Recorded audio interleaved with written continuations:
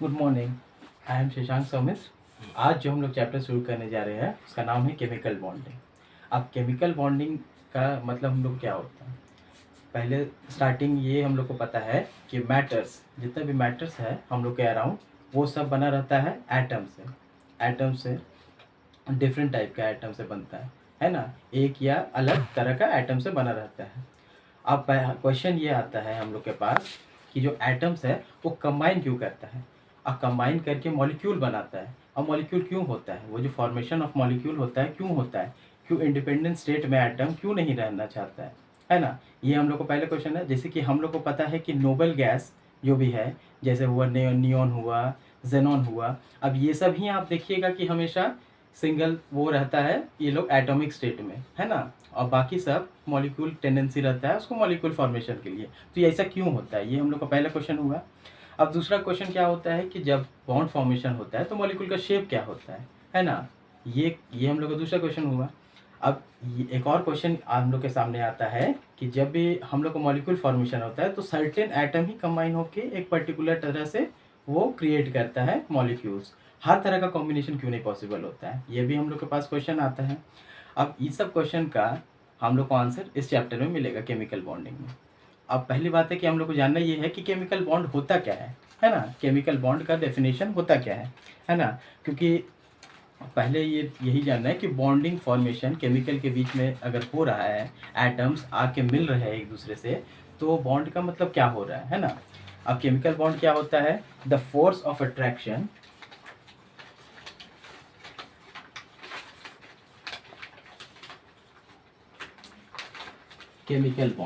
Chemical bond का definition क्या होता है, the force of attraction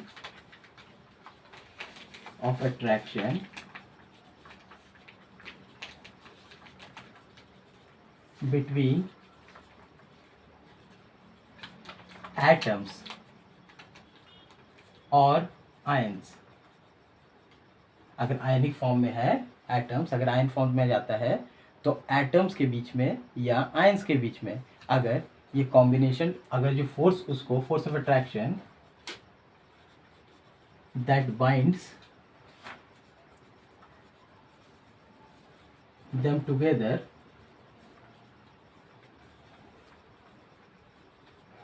is called chemical bonding।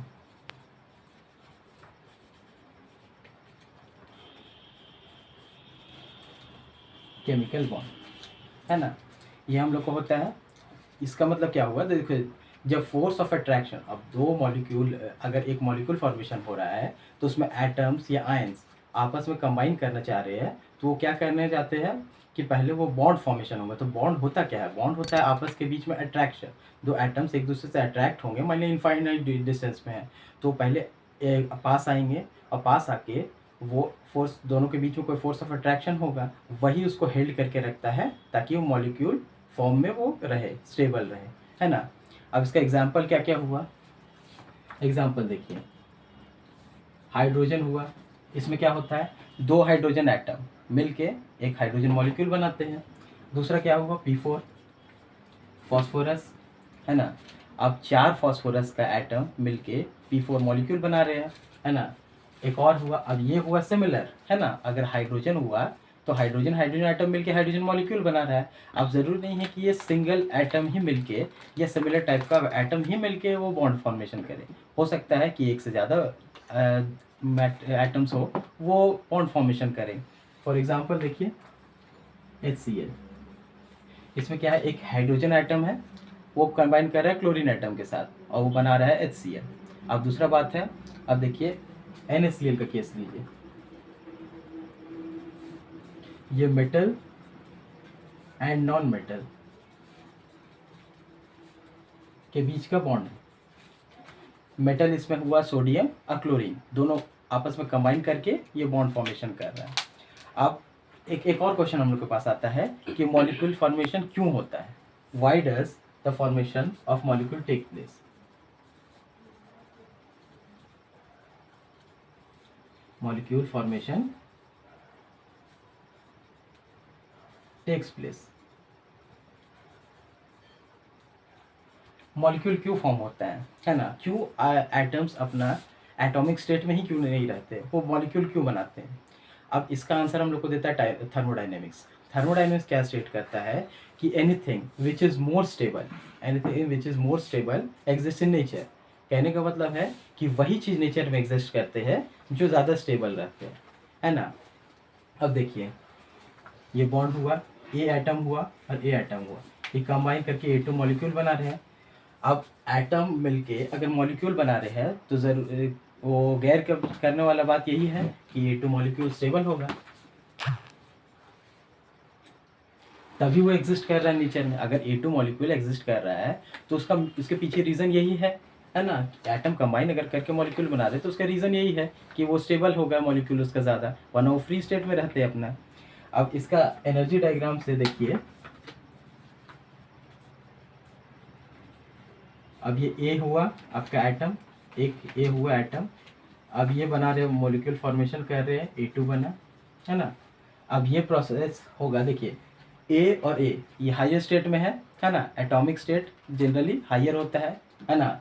अब वो फॉर्मेशन कर रहे हैं मॉलिक्यूल का, मॉलिक्यूल A2 है। अब ये आया अपना A2 का जो एनर्जी है वो ए एटॉमिक से कम है, ए एटम से कम है। अभी तब ये प्रोसेस क्या हुआ, मतलब कहने का मतलब है कि ये एटम्स जो है वो अपना एनर्जी लूज कर रहे हैं मॉलिक्यूल बनाने के लिए। तो ये प्रोसेस क्या हुआ, एक्सोथर्मिक प्रोसेस हुआ। इसमें क्या होता है, रिलीज ऑफ एनर्जी,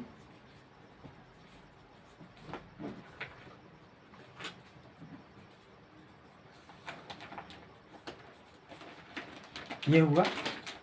अब देखिए, अब ये तो हम लोग को पता चल गया कि केमिकल बॉन्ड होता क्या है। अब बॉन्ड फॉर्मेशन होता कैसे है ये जानिए। How does bond formation takes place. Bond formation होता कैसे है। अब इसमें क्या होता है कि कंबाइंड जब होता है, जब एटम, वो तो सिमिलर भी हो सकता है, जैसे हम लोग पहले भी बताए हैं कि सिमिलर एटम भी कंबाइन करके मॉलिक्यूल बन सकता है, डिफरेंट एटम भी कंबाइन के फॉलो कर सकता है। तो ये होता क्यों है, ये कॉम्बिनेशन ऑफ बॉन्ड फॉर्मेशन होता क्या है, इसको एक्सप्लेन कैसे किया जाता है ना। तो बहुत सारे साइंटिस्ट ने कोशिश की है इस चीज़ को एक्सप्लेन करने के लिए। तो इसका थ्योरी एक हम लोग को दिया गया था 1916 में लुइस और कॉसेल के द्वारा। इसको बोलते हैं ऑक्टेट थ्योरी। ऑक्टेट थ्योरी देखिए,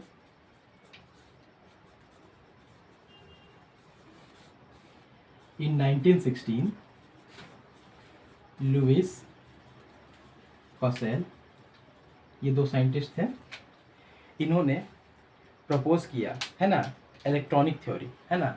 इन लोग का कहने का था कि सब एटम, है ना, एलिमेंट है, सब एलिमेंट्स का हाइड्रोजन को छोड़ के उसका टेंडेंसी होता है कि वो अपना ऑक्टेट फॉलो करे, ऑक्टेट कंप्लीट करे, है ना।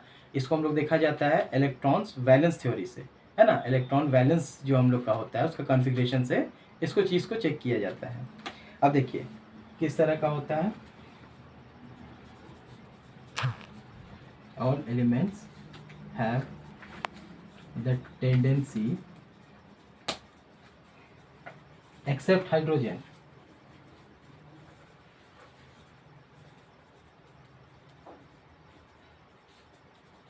to complete its octet। ये हुआ। अब देखिए किस हम लोग वैलेंस जो कॉन्फ़िगरेशन होता है उसमें, उसके बारे में ये ऑक्टेट थ्योरी बताता है कि पहले इलेक्ट्रॉन को जो भी एटम कंबाइन कर रहा है उसका वैलेंस शेल का कॉन्फ़िगरेशन हम लोग को देखना है, और उसके बाद ये कॉम्बिनेशन पॉसिबल होता है। तो इसके अनुसार किस किस तरह का बॉन्ड होता है। अब देखिए मेटल बनाएगा,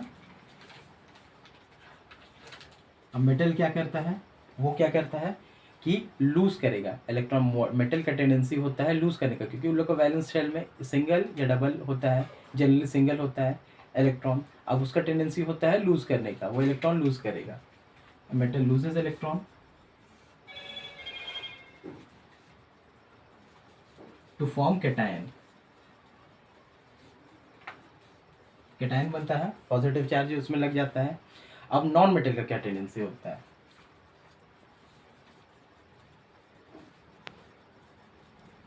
नॉन मेटल का टेंडेंसी होता है गेन करने का, वो इलेक्ट्रॉन गेन करता है, क्योंकि उन लोग को वैलेंस शेल में 5 6 या 7 जनरली होता है इलेक्ट्रॉन्स वैलेंस शेल में। अब वो उसका टेंडेंसी क्या होता है, वो गेन करना चाहता है, गेन करके अपना ऑक्टेट मतलब टोटल 8 इलेक्ट्रॉन्स उसको कंप्लीट करना है, इस कारण से वो गेन करना चाहता है। इसका टेंडेंसी होता है gain electron, gains electron to form anion. ये हो गया इसका। अब देखिए, जब मेटल और नॉन मेटल के बीच का बॉन्ड फॉर्मेशन होता है तो हम लोग उसको क्या बोलते हैं, आयनिक बॉन्ड, है ना। जब केटायंस और एनायंस कंबाइन करते हैं तो बॉन्ड फॉर्मेशन करते हैं, उसको बोलते हैं हम लोग आयनिक बॉन्ड। और जो कंपाउंड होता है उसको हम लोग आयनिक कंपाउंड बोलते हैं, है ना। ये होता है ionic bond.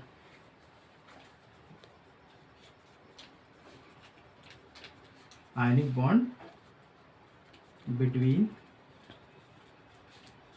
cations and anions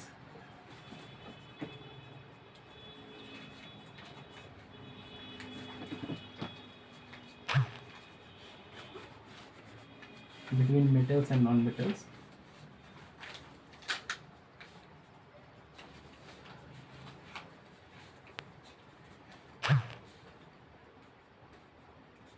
takes place। ये होता है ना।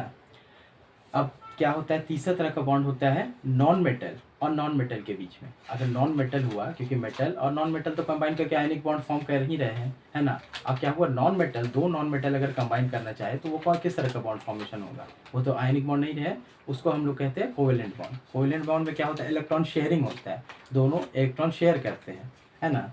अब देखिए, non metal plus non metal, ये शेयरिंग करेंगे, ये इनका बीच में होता है कोवेलेंट बॉन्ड। अब ये हो गया। अब चौथा तरह का बॉन्ड होगा आपका कोऑर्डिनेशन बॉन्ड।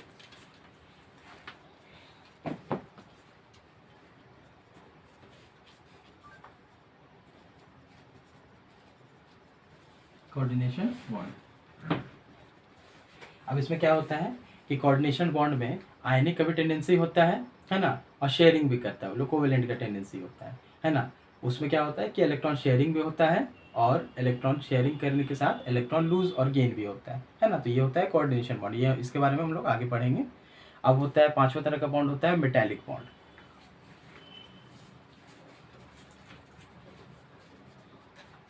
मेटालिक बॉन्ड, अब मेटालिक बॉन्ड क्या होता है, अब हो गया। अब देखिए, नॉन मेटल और मेटल कंबाइन करते हैं तो आयनिक बॉन्ड बनते हैं, नॉन मेटल कंबाइन करके अपना कोवेलेंट बॉन्ड बना दिया। अब क्या बचा कि मेटल अगर कंबाइन करेंगे, अगर दो मेटल्स कंबाइन करना चाहे तो उन लोग का टेंडेंसी इस तरह का नहीं होगा, है ना। वो लोग का फॉर्मेशन करने के लिए अलग तरह से बॉन्ड होता है, उसको बोलते हैं हम लोग मेटालिक बॉन्ड, है ना। इसको बोलते हैं मेटालिक बॉन्ड। अब क्या हुआ कि जो इंटरेक्शन होता है या बॉन्ड फॉर्मेशन होता है वो एटम्स से मॉलिक्यूल हो गया। अब सिर्फ ऐसा ही नहीं है कि एटम्स के बीच ही आपका फॉर्मेशन होगा, मॉलिक्यूल्स के लिए वो ही कंबाइन करेंगे। होता क्या है कि मॉलिक्यूल्स भी कंबाइन करते हैं, उनके बीच में अट्रैक्शन होता है, उसको हम लोग क्या बोलते हैं, इंटरमॉलिक्यूलर फोर्स ऑफ अट्रैक्शन, है ना। उसको बोलते हैं इंटरमॉलिक्यूलर फोर्स ऑफ अट्रैक्शन।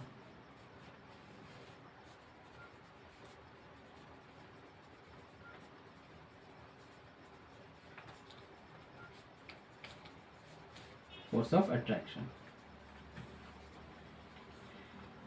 अब ये दो तरह का होता है बिटवीन मॉलिक्यूल्स।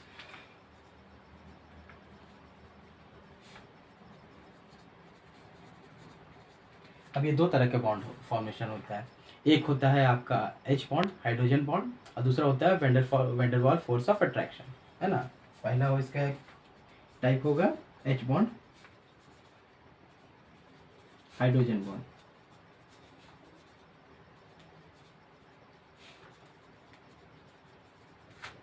दूसरा होता है वेंडरवाल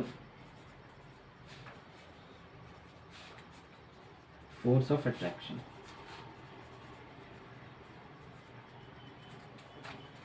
ये हो गया, है ना।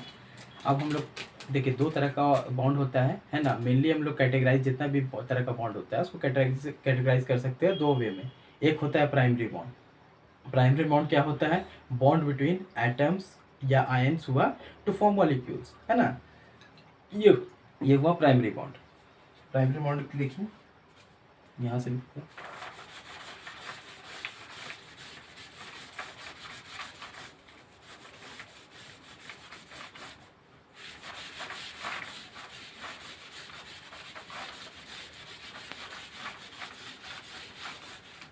अब प्राइमरी बॉन्ड क्या होता है?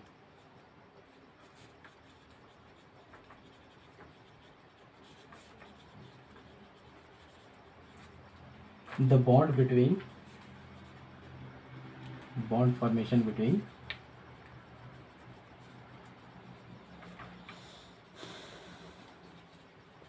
atoms / ions to form molecule। ये हुआ प्राइमरी बॉन्ड। अब दूसरा तरह का बॉन्ड होता है सेकेंडरी बॉन्ड। सेकेंडरी बॉन्ड का मतलब क्या होता है?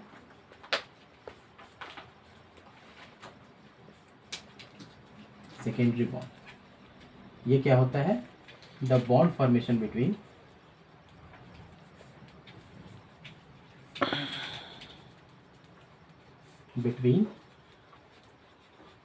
मॉलिक्यूल्स।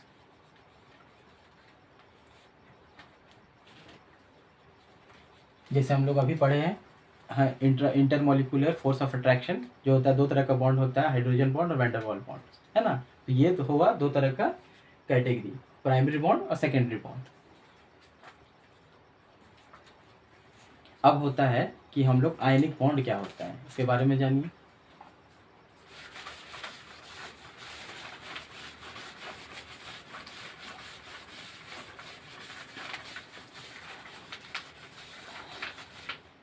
अब आयनिक बॉन्ड क्या होता है?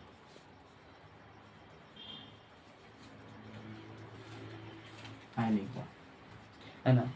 अब बॉन्ड फॉर्मेशन बिटवीन, अब देखिए होता क्या है कि आयनिक बॉन्ड जब हम लोग को फॉर्मेशन होता है, तो बॉन्ड फॉर्मेशन जब होता है ये क्यों होता है ना। आयनिक बॉन्ड जब फॉर्मेशन होता है मेटल्स और नॉन मेटल्स के बीच में, ये इसका एक क्राइटेरिया होता है कि जब इलेक्ट्रोनेगेटिविटी डिफरेंस 1.9 से ज़्यादा हो, है ना, तब वो होता है बॉन्ड फॉर्मेशन। इसको बोलते हैं आयनिक बॉन्ड। जब इसका मेन क्राइटेरिया ये है ना, कि जब इलेक्ट्रोनेगेटिविटी डिफरेंस 1.9 से ज़्यादा हो, है ना। ये इंपॉर्टेंट है कि 1.9 से ज़्यादा होना है। और 1.9 से ज़्यादा कब हो सकता है? जब मेटल और नॉन मेटल के बीच में बॉन्ड होता है, क्योंकि इलेक्ट्रोनेगेटिविटी डिफरेंस उन लोग के बीच में बहुत ज़्यादा होता है ना। तो मेटल्स और नॉन मेटल्स के बीच में,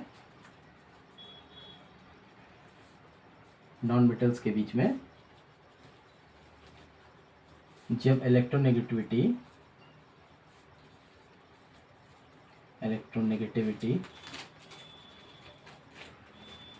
डिफरेंस इज 1.9, है ना, ये होता है, तब हम लोग का बॉन्ड फॉर्मेशन होता है आयनिक बॉन्ड, है ना। वो होता है मेटल्स और नॉन मेटल्स के बीच में।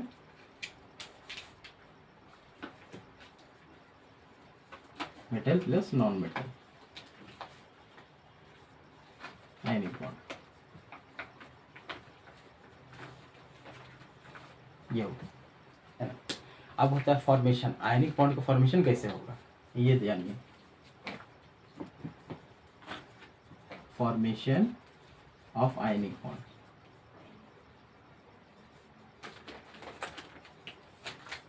अब से पहला स्टेप क्या होता है ना।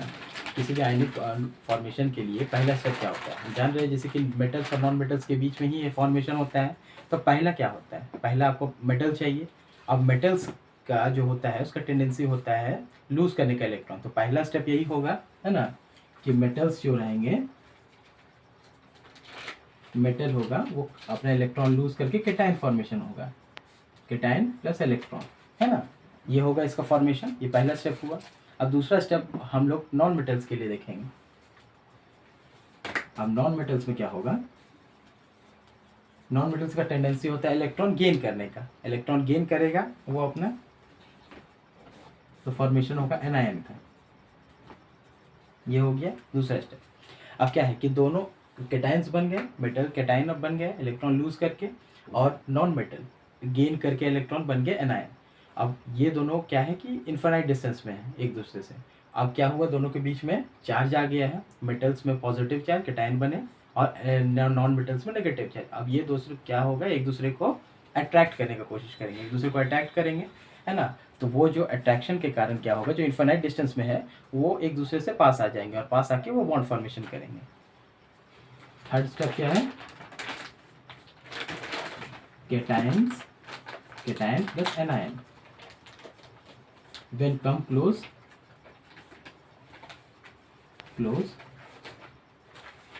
it forms ionic bond।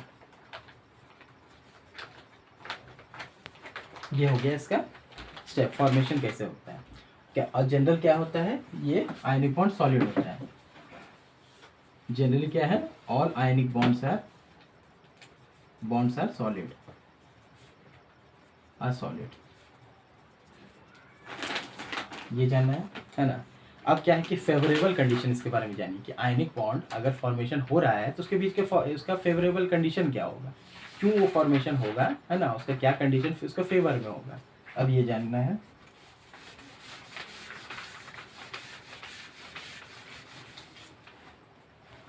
A favourable condition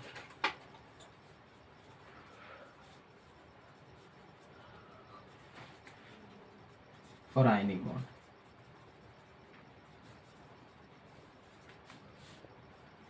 पहला क्या होगा कि लो आयनाइजेशन एनर्जी, है ना। लो आयनाइजेशन एनर्जी होना चाहिए मेटल्स का। अगर मेटल्स को अगर केटायन में कन्वर्ट करना है, उसको इलेक्ट्रॉन लूज करना है, तो क्या करना है उसको, उसमें लो आयनाइजेशन एनर्जी होना चाहिए। आयनाइजेशन एनर्जी क्या होता है कि जब एक एटम से एक या एक से ज़्यादा इलेक्ट्रॉन अगर रिलीज हो रहा है ना, वो रिलीज कर रहा है, तो वो जो एनर्जी होता है, एनर्जी जो चाहिए रिक्वायर्ड होता है, उसको हम लोग बोलते हैं लो आयनाइजेशन एनर्जी। तो मेटल्स का आयनाइजेशन एनर्जी जितना लो होगा, जितना इजीली वो इलेक्ट्रॉन को रिलीज कर देगा, वो उसके लिए फेवरेबल होगा कंडीशन कैटायंस फॉर्मेशन के लिए।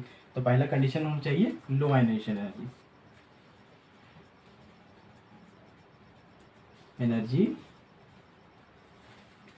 ऑफ मेटल, तब होगा वो मेटल्स ये लूज करेंगे अपना इलेक्ट्रॉन टू फॉर्म कैटायन। दूसरा कंडीशन क्या होगा, है ना, ये तो कैटायन फॉर्मेशन हो गया मेटल का। अब नॉन मेटल के देखिए, हाई इलेक्ट्रॉन एफिनिटी होना चाहिए। इलेक्ट्रॉन्स अगर फॉर्मेशन चाह रहा है, वो अगर एनायन में कन्वर्ट हो रहा है, अगर इलेक्ट्रॉन को वो अपने पास लाना चाह रहा है, ऐड करना चाह रहा है, तो उसका आयोनेशन एनर्जी, उसका इलेक्ट्रॉन एफिनिटी हाई होना चाहिए। इलेक्ट्रॉन एफिनिटी क्या होगा कि इलेक्ट्रॉन से उसका लव होना चाहिए ज़्यादा, तब उसको जो एनर्जी चाहिए ऐड करने के लिए वो होना चाहिए हाई। इस कारण से उसको इलेक्ट्रॉन एफिनिटी ज़्यादा होना चाहिए, तब वो एनायन फॉर्मेशन ईजिली होगा। एनायन फॉर्मेशन जितना ईजी होगा प्रोसेस, उतना ईजी रहेगा। अब देखिए सेकंड क्या होगा, high ionization energy, high electron affinity.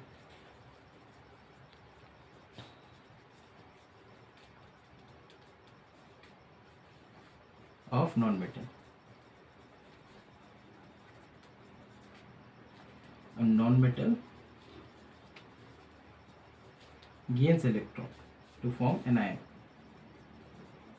तो इसका इलेक्ट्रॉन एफिनिटी जितना हाई होगा, उतना इजीली वो एनायन में कन्वर्ट होगा।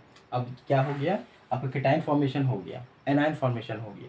अब क्या है, ये एक दूसरे के पास आएंगे, अट्रैक्शन होगा, दोनों के बीच के फोर्स ऑफ अट्रैक्शन होगा जो केमिकल बॉन्ड फॉर्मेशन करेगा।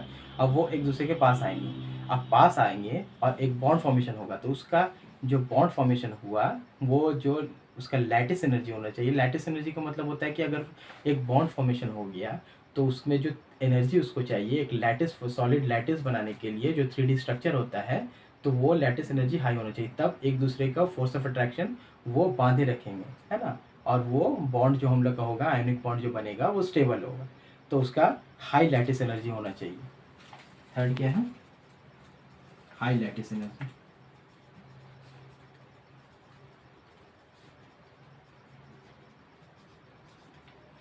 ये हुआ। अब इसमें क्या होगा, जैसे ये मेटल हुआ M plus plus A minus, ये आपका बन गया M प्लस A माइनस, ये सॉलिड हो गया। ये हो गया आपका बॉन्ड फॉर्मेशन हो गया आयनिक बॉन्ड का। तो इतना तक हम लोग ने पढ़ा केमिकल बॉन्डिंग में।